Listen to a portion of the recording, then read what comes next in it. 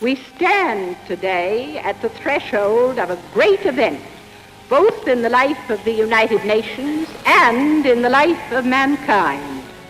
70 years ago at the United Nations, eminent figures joined together to create the Universal Declaration of Human Rights.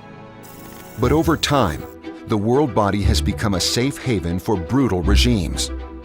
When dictators hijack UN bodies to cover up their abuses, UN Watch leads the fight to uphold the founders' dream. When the World Health Organization named the dictator of Zimbabwe a Goodwill Ambassador, it was UN Watch who broke the story. Few understand how one of the world's most notorious dictators was appointed in the first place. Human rights group United Nations Watch believes there is more to the story and is calling for an independent international inquiry. UN Watch's protest was quoted by 140 news agencies and sparked outrage worldwide. It is absolutely unacceptable, absolutely inconceivable. Within 3 days, UN Watch achieved its goal. The World Health Organization says it will rescind its appointment of Zimbabwe President Robert Mugabe. When the UN elects abusers to high positions, UN Watch gives a voice to their victims. While the UN embraces Saudi Arabia, electing the regime to its Human Rights Council, dissidents like Raif Badawi remain imprisoned. UN Watch gave Raif's wife the opportunity to speak directly to the Saudi ambassador. Thanks to UN Watch, her appeal was reported worldwide.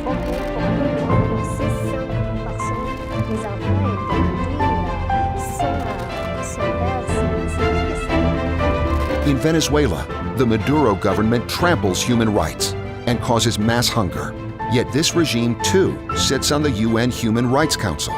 When their foreign minister went to the council to tell lies, UN Watch led the opposition, bringing relatives of political prisoners and high-level figures to tell the truth. Soy la esposa del preso político John Goicoechea.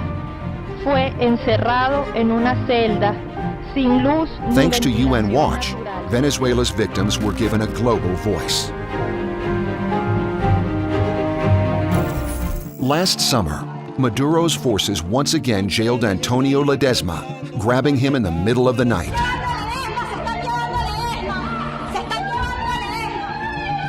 UN Watch brought his family to the United Nations to appeal for his freedom. I am the proud daughter of a political prisoner in Venezuela.